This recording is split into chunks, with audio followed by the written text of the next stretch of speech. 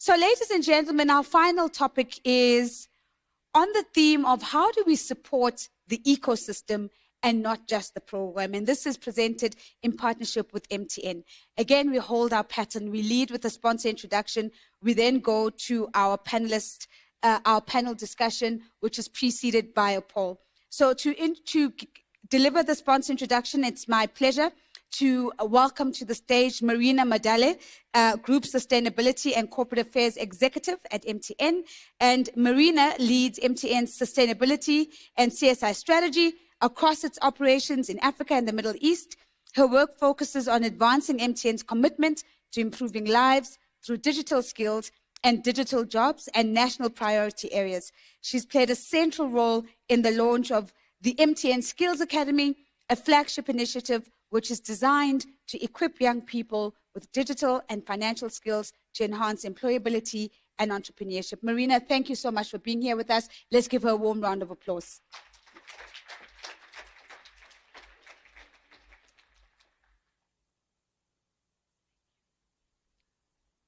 Thank you so much. What a pleasure to be here again this year, and I'm very scared for the questions that you're going to ask us, but we welcome it and we know it's a safe space. Thank you. So warm MTN yellow. Now this year, the team was very particular to say we need to dive deeper and speak about the systemic approach. I'm currently doing my executive MBA, and system thinking is a fundamental pillar, and I feel very prepared for the session as a result. So I think we know the statistics. I want to refresh our minds just on a few.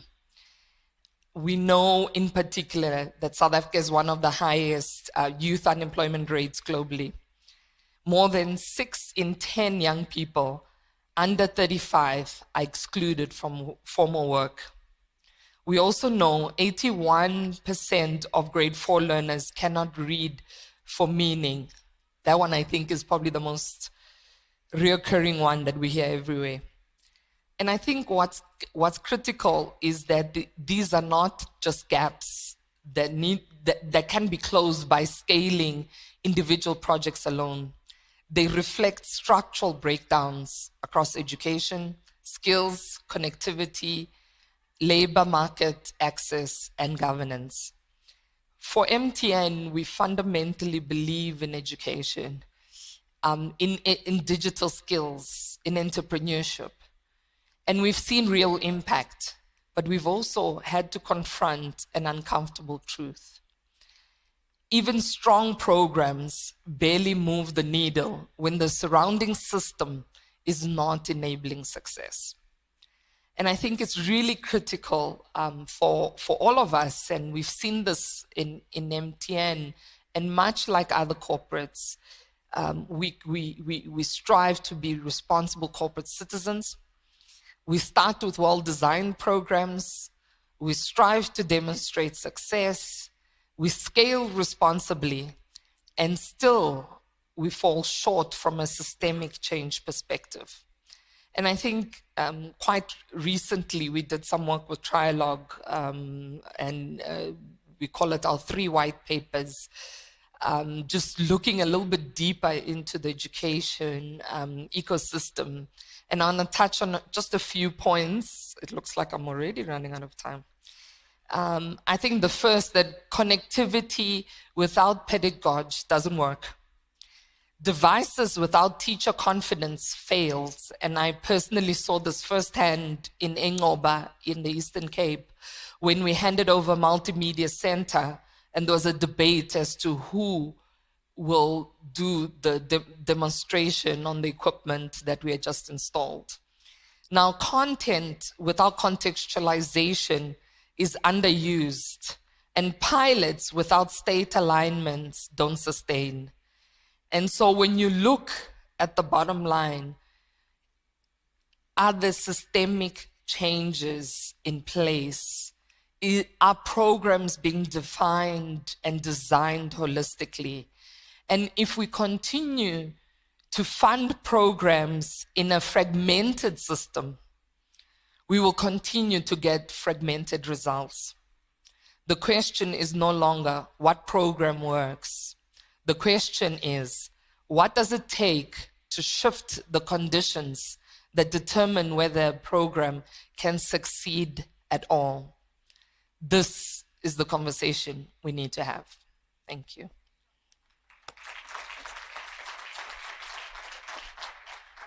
Marina, thank you very much for setting the scene so concisely and powerfully at the same time. We have two people who are actually going to be joining Marina up on stage, forming part of the panel. One of those is Dr. Godwin Khoza. He's the CEO of the National Education Collaboration Trust. I saw him towards the back of the room earlier. And he brings into this conversation as founding CEO of the NECT more than 30 years of experience in policy development and large-scale education improvement. He has also managed multiple substantive social initiatives with international development agencies, governments, and the private sector. Dr. Khoza, please, let's give him a big round of applause.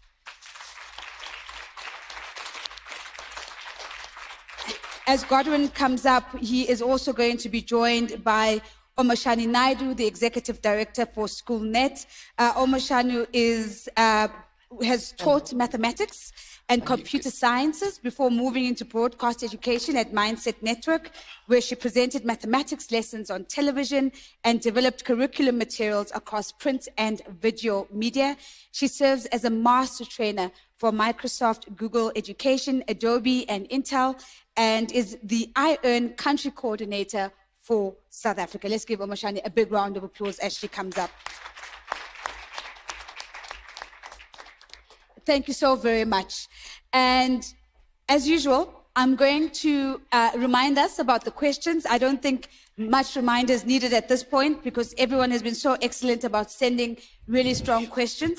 But I'm going to ask us to launch the poll for this particular segment. And the question is going to come up shortly. And it is, what do you think the most valuable contribution business can make to achieving systemic change in education is? Is it funding programs at a greater scale? Is it advocating for policy reform? Is it funding research and policy work? Is it sharing data, knowledge, and expertise with other stakeholders? Is it building the capacity of districts and other government officials?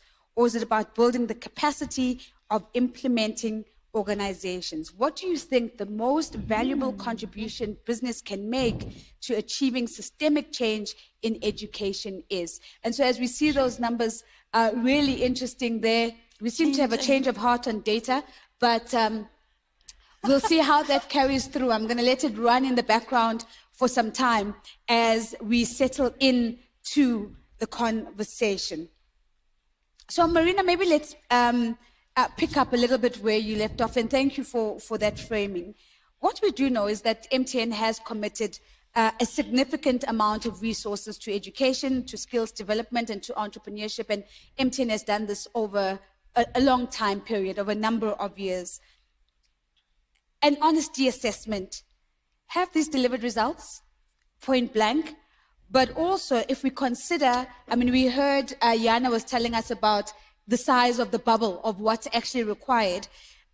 If you consider the fact that even this investment is a drop in the ocean relative to what is actually required, what are you articulating as the root problem? And what is that telling us about where the private sector needs to be playing and perhaps needs a reimagination of their role as well? Thank you very much.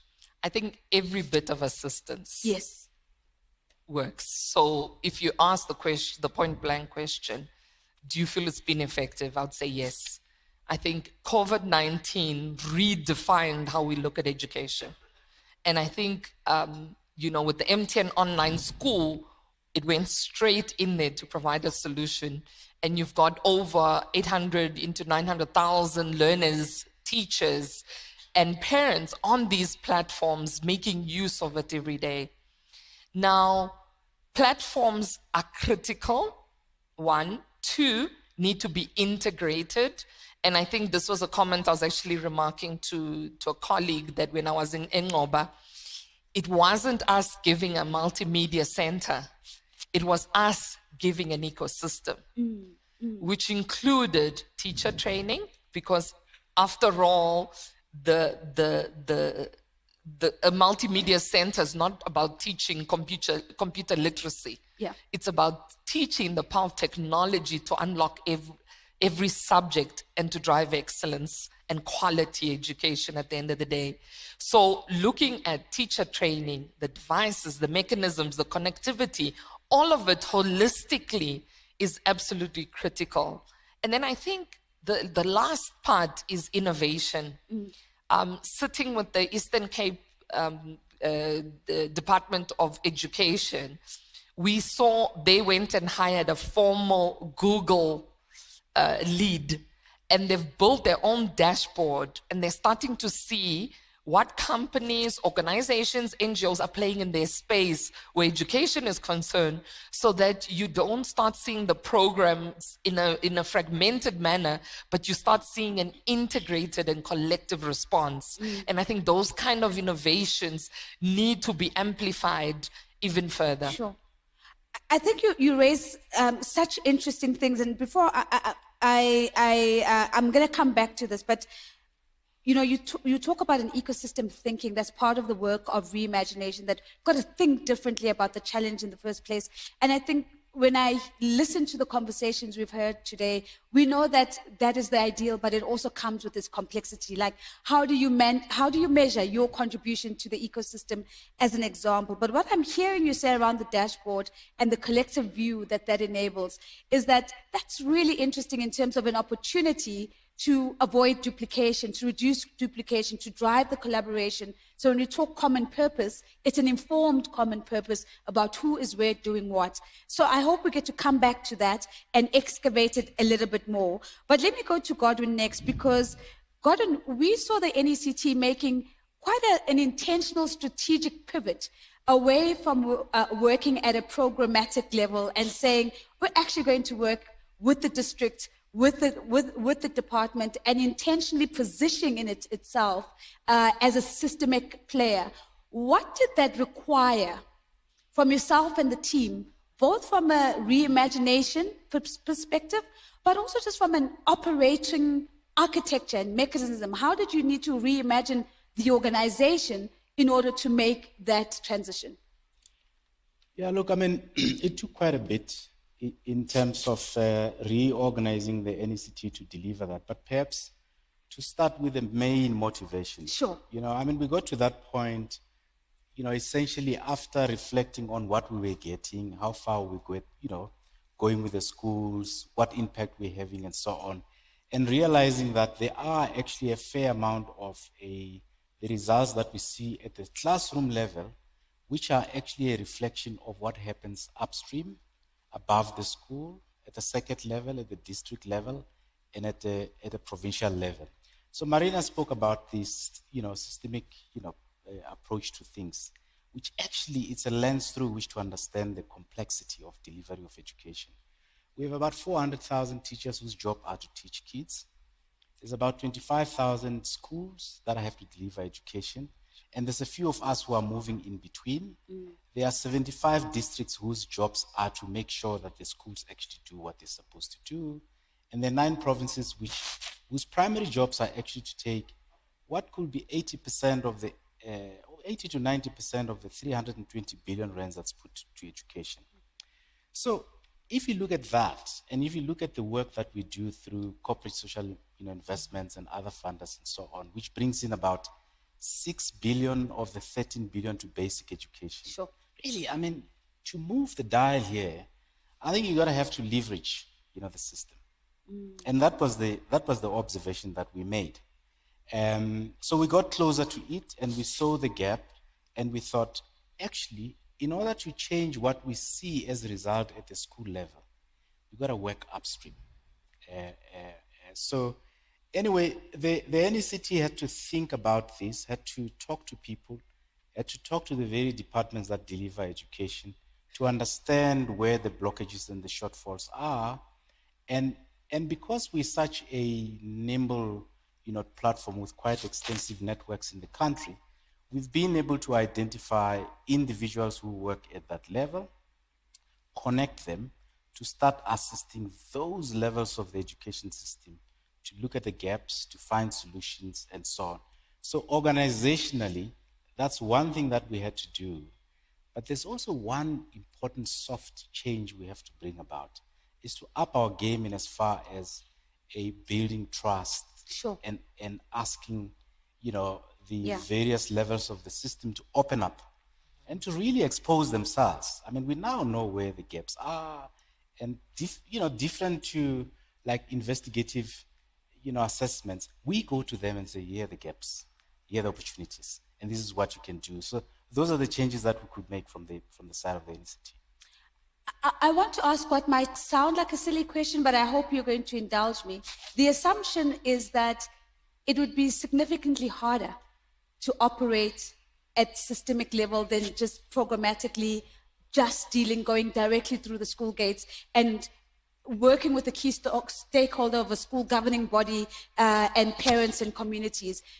Talk to me a little bit about that. What did that demand in terms of the posture that you and your team had to then take on to actually show up in a much bigger, wider, and perhaps more complex level of the game? Yeah, look, I mean, it's much easier and cleaner to do projects and programs. Defined end, start to an end, results, and that sort of thing. And it's a little bit more messy, to work with systems. So our earnest, start with systems was with districts. And in fact, we looked at the situation and we found there's ineffective monitoring and support of schools, and we traced it back and found, it's supposed to come from districts, and it's not coming. So we unveiled some of these things and we asked questions. Why is it? And then we started identifying gaps and differences in the system. Let me give you an example. There is a province that has a ratio of 1 district official for mathematics primary school to 500 schools. To how many? 500 schools. Sure. And there's one that has a ratio of 1:43. So those are some of the complexities. And we were part of the same system. Yeah. So it requires the likes of the NECT to look into that and say, how can we have these differences? But it also requires an optimistic, posture. Yeah. And say, where can we do something about it? I mean, if you have a province that has 1:43, you can do something tomorrow. Yeah. You can strengthen these guys and show them how to support the schools better. And in that way, I think we better get better returns on our public, past investment in education. Thank you for indulging me, because I think that's precisely where I felt that we needed to go, because it is a shift. But I appreciate even your earlier comment where you talk about building the capability around building trust, because that's actually required at that level. Amashani, let me bring you in, because I think you really allow us to just reflect on what happens when the rubber meets the road. Because in the ecosystem, you're working with funders, you're working with schools, we're working with government, and so you sit at a sweet spot within that ecosystem with a vantage point to all the stakeholders. Practically speaking, what does supporting at a systemic level look like, and what are the various forms we should be thinking about? Because one can assume that there is not one way of playing at that system level. What have you seen as really effective, and some of the configurations that potentially could be replicated? Thank you so much. I think with SchoolNet as a public benefit organization, as you say, Sure. we're sitting at a position where we can altruistically, mediate the discussions. And part of that is understanding what are the wins and what are the hard truths that we're facing on the ground. And part of those hard truths are the fact that we are still trying to alleviate the stresses that the system is facing. We have schools that are still here from the apartheid era. We still have schools that are fighting sewage, running water. And these are systemic sort of flaws that are coming. So when we talk about whether it's access, whether it's digital connectivity, support for districts, support for anybody within the system, it is still about what are those redress points at the same time trying to fix within the system, at the same time trying to say, okay, how do we build quality education and sustain the system, make sure that we build the independence that we're looking for our teachers to have. So it's a great difficulty, let's say that. So it's not an easy task, but it's a needed task. And part of that is looking at moving beyond just delivering access. And I think many funders and some that are in the room, delivering access is easy. It's a quick checklist. We can count how many devices, we can count how many bodies. It is a checklist. But the unglamorous work is the hard work. It's actually sustaining the system. And I think the panel before us, where Mandy and Yana were speaking about, actually, sustainability is more than just a checklist of things. It is building a system and looking at how do we build that. And teacher training is one of them, because teachers are in the system for 30, 40 years sometimes. So sustaining that system, whereas children leave our system within 13 years of their lives. So we're looking at how do you build that, but how do we build a pathway that is practical for our children? And practical so that it leads to equity and economic activity. And not where we're just saying, okay, you know, there's 21st century skills, because we all know that speak. You will speak to any politician, that speak is there. But how do we internalize and integrate that within the classroom? And that's with great difficulty, because our curriculum perhaps is a little bit staid. Perhaps it needs some regeneration around the approach that we take in terms of how we teach. And this is where digital plays such a huge role. And I think with funders, where there's intermediate discussions around, listen, this thing is not going to work. You might have some fabulous ideas, but it's not going to work because practically it doesn't work. You need to consider these other things. And I think that kind of discussion needs to be deeper. What I find fascinating about what you've just shared with us is that we start the conversation with this idea that the system, we need to influence the system, because the system is sort of a little bit top level, right? So we think, and what I'm hearing you say is that unless the system speaks to the classroom, none of it is actually going to work. So I'm hearing you say, yes, it's important to think at a system level, to intervene at a system level, but unless we are courageous enough to test whether that works at a classroom level, that which we do at the system level actually is not going to matter at the end of the day. And I think it's such a beautiful call out for us to stay mindful of how these two ends of the spectrum actually have to meet in the middle at some point. So what I'm going to do is I'm going to invite us to just look at the poll again, please, technical team. If we can just pull it up and just remind ourselves as the panel what the sentiment in the room is, and then we'll continue with the question. Just a reminder of what the question was is, what do you think the most valuable contribution business can make to achieving systemic change in education is? And at the front runner at 31% says, it's sharing data, sharing knowledge and expertise with other stakeholders. At 21%, it is funding programs at greater scale.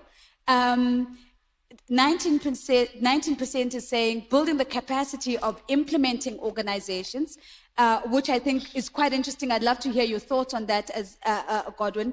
There's at 10% or 11%, it's advocating for policy reform.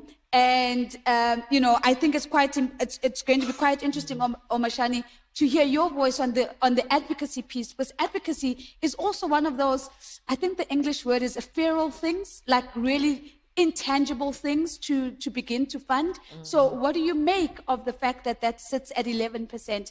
And at 10%, it's funding research and policy work. 7% is about building the capacity of the district and other government officials. That's quite low down, Godwin. So I'm keen to see what you think about that.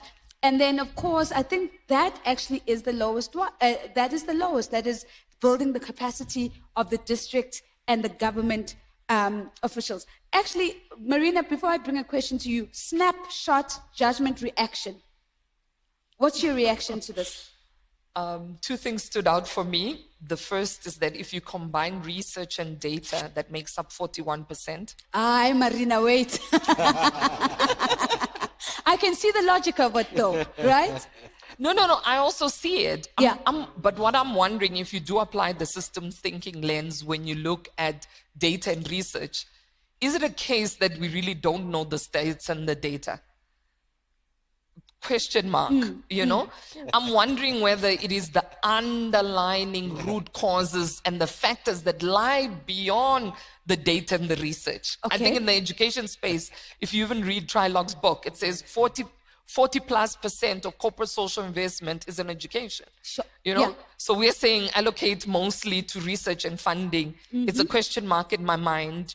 I found it very interesting that the capacitating government, I understand partners, because partners is what supports the education ecosystem. So for me, I expected that to be a lot higher, because Yeah. I think that's what needs to be strengthened to enable the ecosystem. Yeah. And then I think the 20% is brilliant, because ultimately you have to replicate, you have to increase the scale of what it is that we're doing. So those are probably the three observations. Okay. I wasn't going to go to Godwin, but I saw a little physical reaction as you were doing your analysis and putting together categories that are not together. Godwin, snap judgment reaction. What is the narrative that's coming out of this for you? Well, I mean, that's the pattern of how we think about these things. And I want to build on to what Marina has been saying. And in a more kind of, it's really a joke. I go around and I get people say, 81% of the 10-year-olds can't read for meaning. And I say, yeah. Are you a subject advisor? Yes.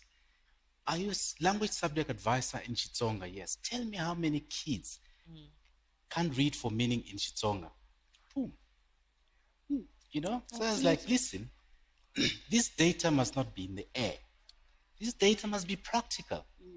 So the thing about research and data is important, but it's a clean and removed thing to do. And, you really don't take much accountability. Sure. Don't dirty your hands. You come and say, how did you do it? Didn't do it well. This is the gap. This is how. Did you ask the right questions? It's Yeah. really, Exactly. the messy stuff is really difficult. It's really difficult. So, to get back to the question that you've asked me, look, I have seen it, and I'm in 30 years in this space, 33 years. I'm not an old croc. I just got in early.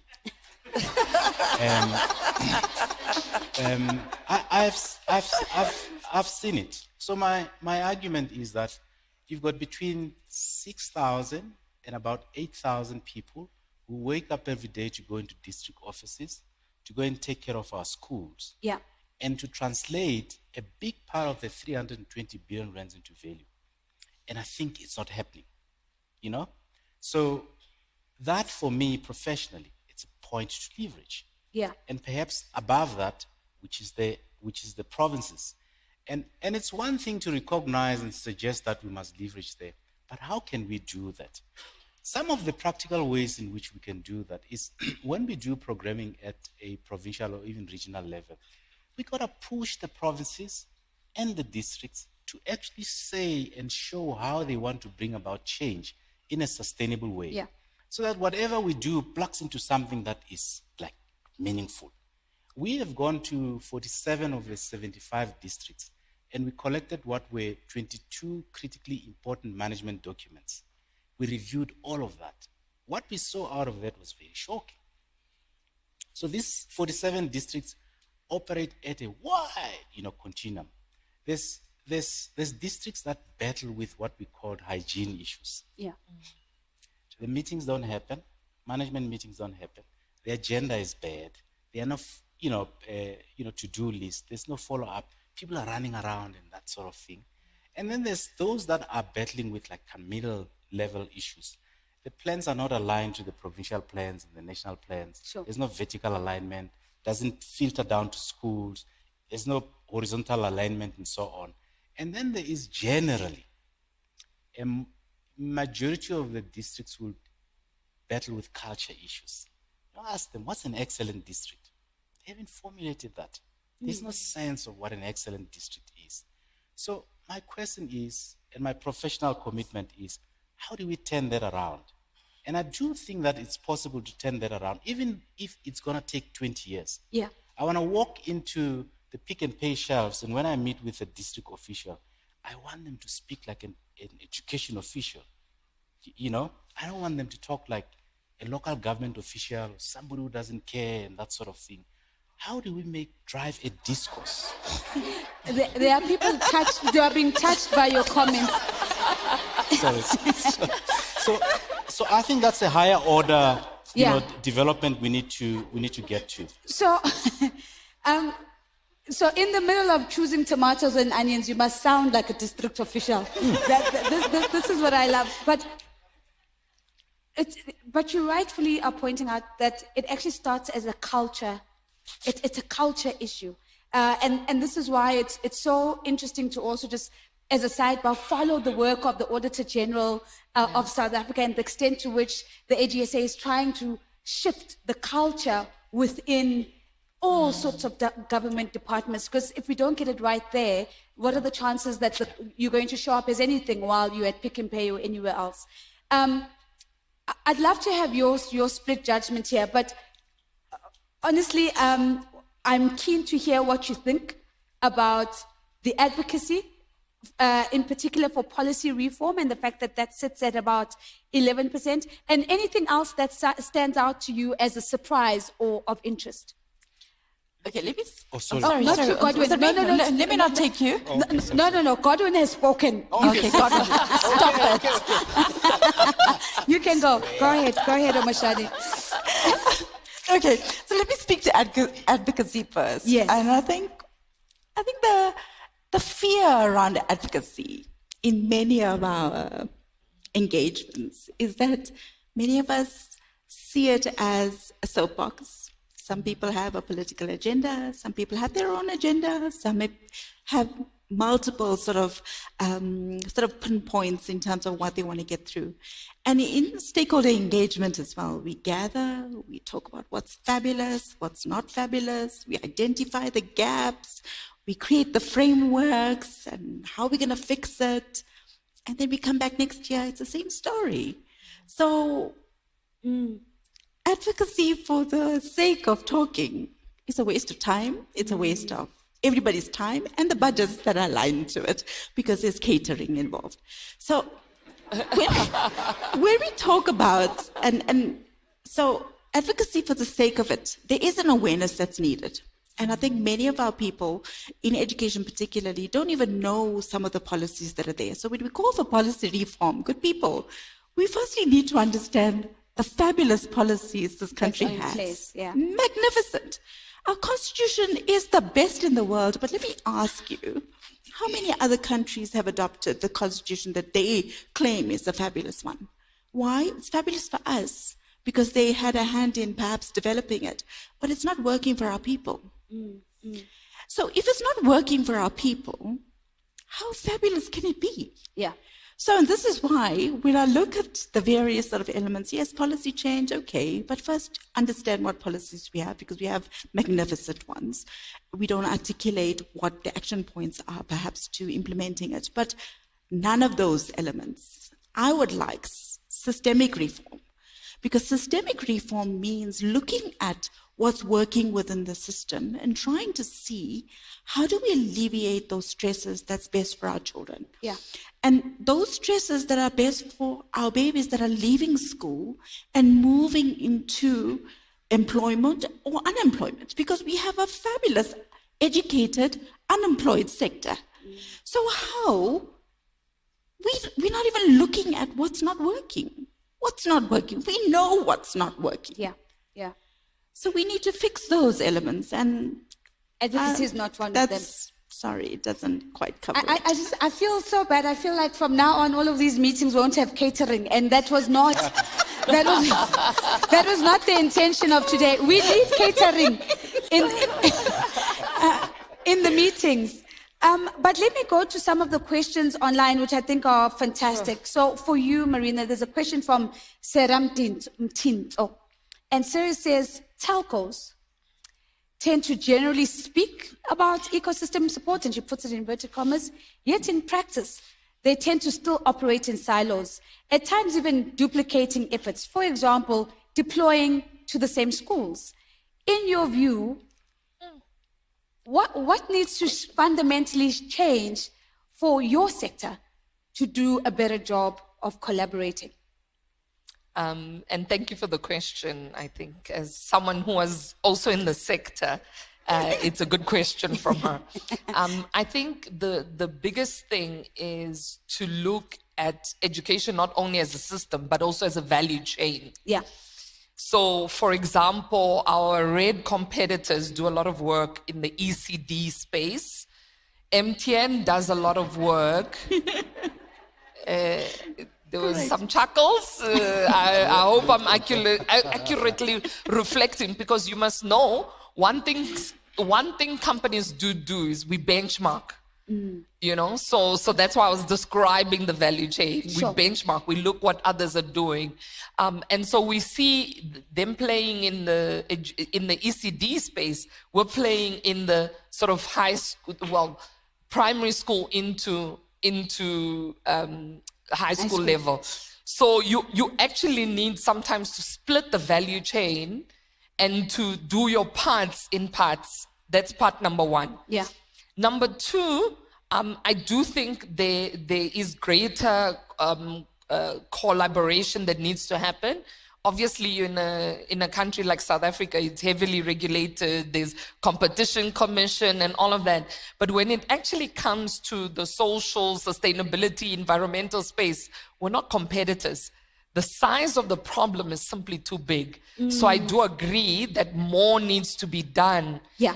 In terms of partnerships, collaborations, and working together, not to duplicate efforts. Yeah. In like the example given at one school, that should not be happening. Yeah. And I think the interesting part is also the role of the aggregator, and the aggregator is government. So if you look at government is the one that all these companies, NGOs, implementing partners are all going to, you know, and I think, you know, the call to them is to say, help us in those moments, to say, no, actually, this company is already doing this. Do you mind helping in this area or in that manner as well? Because at the end of the day, it's also an ecosystem of partners that sustain a system. Yeah. And I think your earlier comment around the dashboard for a collective viewpoint becomes even more important.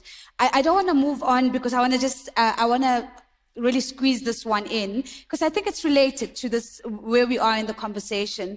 And that is funding programs that influence systems oftentimes means accepting less direct control within that ecosystem, and maybe even less visible returns on investment, what you can own as yours, what you can report back as your impact, your return on investment. And the question here is, at MTN, how are you making the case internally to get buy-in, to really invest at system level, in an ecosystem with these realities of less control and less visibility on what you can claim as your impact? Yeah. We have to start at the beginning to remember, why do we invest in communities? We don't do it for brand visibility purposes.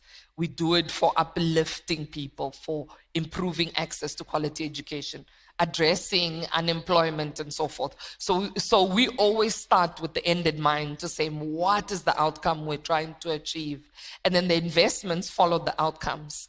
And I think we do need to, as professionals within the space, acknowledge that we need to keep doing more to measure the impact of the work that we do. An example of which is, for example, in the education space, there's a lot of conversations. You can say you've reached X number of teachers, X number of learners, but did that result systemically in an improvement in academic performance? We can't yet fully tell whether there's a correlation or not. And that's the evolution we need to do.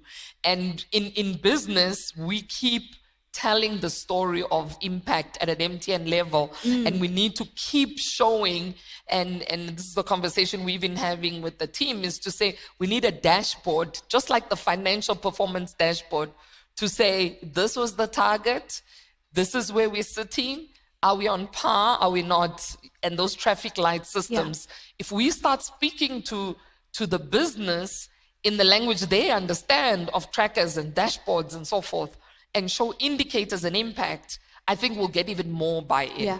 Yeah, and that I think that tallies with the earlier conversation around you've got to speak the language of business if you want business on board, and that is essentially what it means to meet business where it's at in order for the two or multiple partners in an ecosystem to journey together.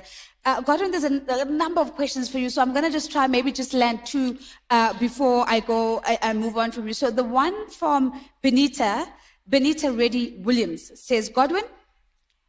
And you've used this word messy twice, and this is why I think Benita messy. You've said messy twice in the panel so far. So Benita says, Gordon, when the work is as messy as systemic change is and how you've described it, how do you then measure? Because the outcomes must be specific. So you have a messy environment with a specific requirement. So how do you navigate out of the messiness into the specific? Look, and I know which direction Benita comes from, and I agree with her that, the common use of a commonly used measure or metric in learning outcomes, it's a correct one. Okay. But even that metric is a very messy one, That's 3 times. Yeah, it's a very messy one, because for a child to perform, it's how she's taught, what materials they're receiving, in what environment they learn, how much homework they do, whether they've been fed, and so on and so forth. So those who do M&E would actually tell you, if they are honest, that it's a very messy business. It's not A plus B equals C. There's lots of intervening, other, factors. But if you're going to do organizational strengthening at systemic level, like I'm talking about, there are metrics that you can use. We have observed a lot of gaps at systemic level. There's no agenda, but there are meetings. Or there are no meetings, they're not consistent. There's no follow through. So you gotta have to look for the opposite, for an improvement. Those are metrics. These guys did not meet last year, even once. This year they've met 3 times, and they focus on the right issues, and they're taking education forward. But there also are metrics that are indicative of how well things are happening at system level, at the school level. Let me give you an example. We went to 230 odd classes in Limpopo or schools in Limpopo and the Northern Cape to go and check how much written work is in the learners' books. That is a proxy for how much teaching is happening. Sure. It's also a proxy of how much monitoring is happening, right, by the district and so on. Even the districts were shocked when we told them the amount of writing is between 31% and 38% of what's expected. Sure. We have classrooms where they haven't given an exercise in the whole month. And that's a factor of a weak regional manager district. If a regional manager in whole do their job, they will know that that shop is not performing. They look at the sales and quickly pick it up, right? So there are metrics that you can use. It's a matter of changing our discourse, changing the way we look at education improvement. There are metrics, very reliable metrics, very valid metrics that we can use above the school level. So the metrics are there and have the capability of moving us from the messy to the specific. I want to follow up with this very quick question. It's a longish one, so bear with me, Godwin. It's from Janine. And Janine says, a bulk of the 6 billion spent on education by CSI funders is mainly on curriculum strengthening. The one area that takes long to transform has multiple hoops of stakeholders to be involved, and the outcomes take long to track. Hence, the notion that we are never doing enough. And here's the question. How do you expect someone to perform when they don't have proper school facilities? So I think it's a two-pronged question here. It's one, is the focus correct on curriculum strengthening, or should we say classroom buildings and infrastructure first? And I know that, you know, the priorities question is always going to be a chicken and an egg one. But from your vantage point, from where you sit, what should come first? Is it this? Is it the structure and then the curriculum, or do we have to do them at the same time? So, I mean, I think the first challenge is that when you do government delivery work, there's no prioritization. You do like matrix delivery. Everything gets done. Those who do infrastructure, they run and do that. Those who do curriculum do that, and so on. And I think it's a fundamental primary challenge with government. I truly believe that circumstances differ from region to region, right? Mm-hmm. What would work in the Western Cape in one region will not work in KwaZulu-Natal in another region. What becomes a binding constraint or friction in that regard is the low ability to process kind of regional challenges into regional priorities. Okay. Which, you know, the private sector can come or NGOs come and support. And, you know, I don't think that it's ever too late to start.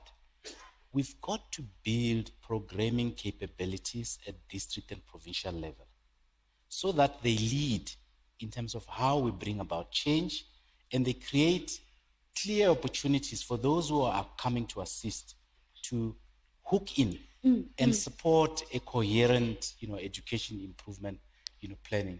It's got to do with pushing the, you know, these levels to do what they're supposed to do by way of planning, and I think providing indications on why support is required. I can tell you those capabilities are very low at the moment. And I can tell you, I think we're wasting time by not putting some of our attention to addressing those. I do think that some of the significant players in the education improvement space should start, you know, applying some Pareto principle. Take 15% and 20% of your investment, strengthen the system. Sure. Continue with your 80% with the schools that you know. And I think if we do that as a matter of principle, in 5, 10, 20 years, we speak the same language with the levels above the school. We've built, you know, capacity of the capability of the state to plan and to monitor and to implement. We've even helped them to improve how they allocate the huge resources that they have and utilize them. Sure. Yeah. Thanks, Gordon. And I think, again, really, really substantive response and contribution. So, Omashani, let me bring this question from Munya Ratzi. And I think this is a great question. Munya says, in what ways can business influence education systems beyond funding? Because I think to a large extent it's quite possible to get stuck in the funding conversation as if money is the only thing that matters. What else beyond money do you think is one of the ways in which business can really show up at a system level?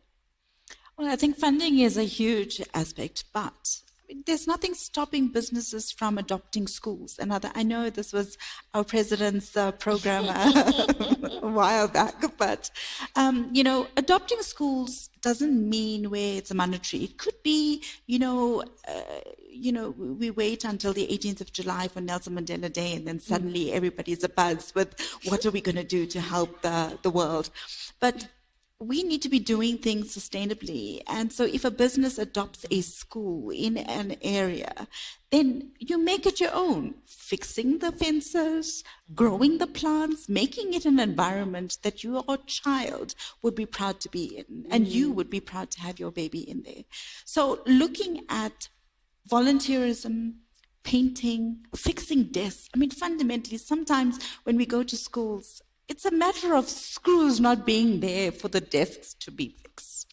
And that's something small. That's not funding huge amounts of money. It's a simple thing. There's a screw missing on that desk. If I can get them, I'm going to have a desk for a child. So looking at how practically that can work, and it can, if we take a concerted effort to actually looking at what does that school need? Not coming there with preconceived ideas. I know you need this. And then going and putting it in there. It's looking at what are the needs really on the ground, and looking at ways in which you can alleviate it without it being a photo moment. And so I suppose this next question that I'm bringing to you is quite important in the context of what you've just landed, which is there are big projects and there are small projects, and all of them matter within context, right? And Daniel Jacobs is asking, he's saying massive education reform is obviously necessary. Why are we not seeing this as a dire sense of urgency? And that's the sum total of the question. And I'm keen to hear from you whether you get the sense that there's an urgency around stepping into the educational arena and improving the outcomes, whether it's infrastructure or performance in teaching and learning, or whether you think we're kind of okay with fiddling at the edges for now and tracking along where we are. From where you sit, what does the heat feel like? It's a very complex question because the heat is felt from all angles, as Godwin was alleviating too. It's like, we've been in education now. I've been in education for 28 years, Godwin, so close on your tails there. But when you look at education and curriculum and the needs on the ground, you're looking at more than just what's the heat now. It's looking at what are those things we want for our children? What do we want a future South Africa to look like? And if we can articulate what that is, and then build the system to actually create this child of the soil, then that's what we need to do. And unfortunately, we're still functioning within a system that was serving a minority. And we need to break those chains. And it's a long time coming, unfortunately, because we're still working within the confines. Because as Moki was pointing out, when you're looking at funding mechanisms from first world countries, it's under the process-driven sort of elements. And Africa doesn't function like that. We are community-based. So we are functioning as human beings with each other, talking to each other, learning from each other, and that is not articulated within our system, and is not articulated sufficiently. So what we need, the heat is multiple, but it is necessary for us to look at what do we want. And unfortunately, politics take the bulk of the conversation away from the need. And I think when we stop thinking about separatist thinking, then we're going to function as a cohesive to articulate what our people need. And we're nowhere near that. Sure. I think it's such a powerful, sort of like a ribbon around the day's conversation. How do we transition from separatist thinking to really begin to see what we need collectively? So I've got to let you go. We've got 3 minutes on the clock, which means billboard time. And then we begin to close. So this one is, what do you think is the most untapped opportunity at a system level? The most untapped opportunity at a system level. If you could put that on a billboard, how would you articulate that? And in particular, take into consideration that that opportunity might be the next place where somebody's organization could be potentially looking, who's sitting in the audience or is online with us. So let me go just down the line. Godwin, I'm coming to you, whether you're looking in the far corner or not, I'm going to make my way to you. Wendy, let me start off with you. Marina, why did I just call you Wendy? Sorry, my apologies. Wendy was sitting in this chair one panel ago. Marina, the one untapped opportunity at a system level, what would that be for you? Multiplying excellence. I think that when we look at the education system, we look at the ecosystem, you break it down. Sometimes we get so caught up in seeing the problems and not seeing the opportunities. There are students that have academic excellence. How do you get them out there to encourage other learners towards academic excellence? There are teachers that are superb. Let's multiply them, let them impart their learnings on others. Let's get them on e-learning platforms so that their teaching methods can reach even more teachers. Yeah. So I think for me, if we could do one thing, I would have the look for excellence and multiply it. Yeah, and that's such a strong point because we do get it right in, for example, the sporting fraternity. We know how to look for excellence, and when we find it, we know how to boost it and fuel it. The only difference is that oftentimes that's excellence behind just one individual, but that's exactly where you're saying we should start. And then that actually ignites others as we go along. So multiplying excellence as one billboard. Godwin, what is your one untapped opportunity at a system level? So I think it's people. We've got, as I said, between 6 estimated to 8,000 people who sit in districts. And I can tell you that the tools box is empty or half empty. If we can fill the tools box, if we can inject some energy, we probably would relieve ourselves from this running around that we're doing in schools.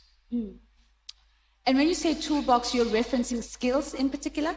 It's skills, it's tools like monitoring tools, okay. things that, and even energy. Yeah. If we can get those people a little more productive, Yeah. we can all go home and sleep. Sure. And I think, Godwin, that dovetails into your culture question really, really strongly. And I wasn't going to do this, but I want to just read what Khumuto wrote with regards to culture before I come to your final comments. Khumuto says, excuse me, let me take a sip of water.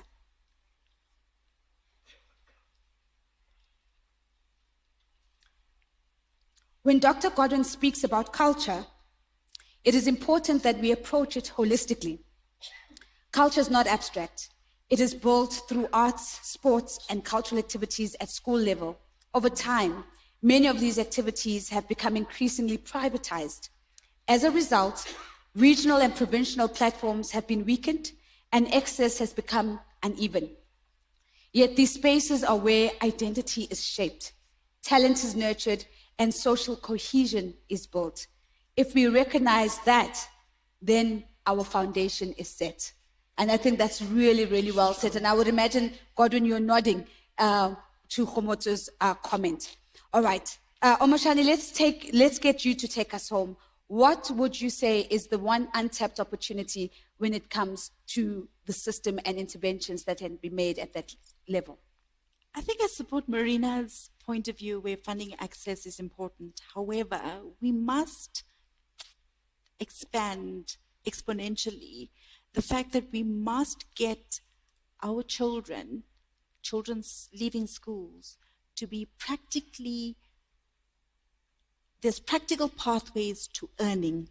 Their earning potential must be leveraged. And I'm not talking about the fact that we got certificates and yes, an online platform, absolutely, because it provides the medium for how our babies can have access in an otherwise not, right?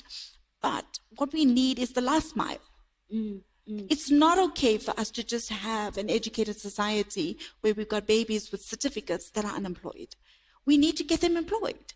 And what does that look like? Entrepreneurial spirit, yes, some of that comes within schools. Yeah. And it's looking at how do we tap into that creativity and not use the words because we speak about 21st century skills and what. But we need to make sure that when the teacher articulates their approaches to teaching and the child is learning, they're learning in those approaches already, so that when they are leaving school, whether it's higher education, whether it's entrepreneurial spirit, whatever it is that a post-school leaver encounters, there must be strong individuals that are independent thinkers and not just reliant on AI for the sake of it. I was surprised that we didn't bring in AI, but when we start thinking about who we want, and that practical earning last mile, let's make our children hopeful that this world has something for them and they have something to offer it.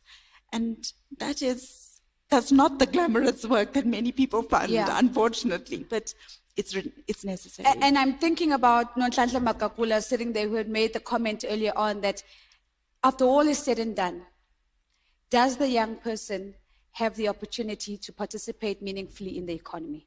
And if we can answer that, then the job is done. And so, again, to your point that it does start with multiplying excellence. Ladies and gentlemen, please can you give my panel a big round of applause. Thank you so much.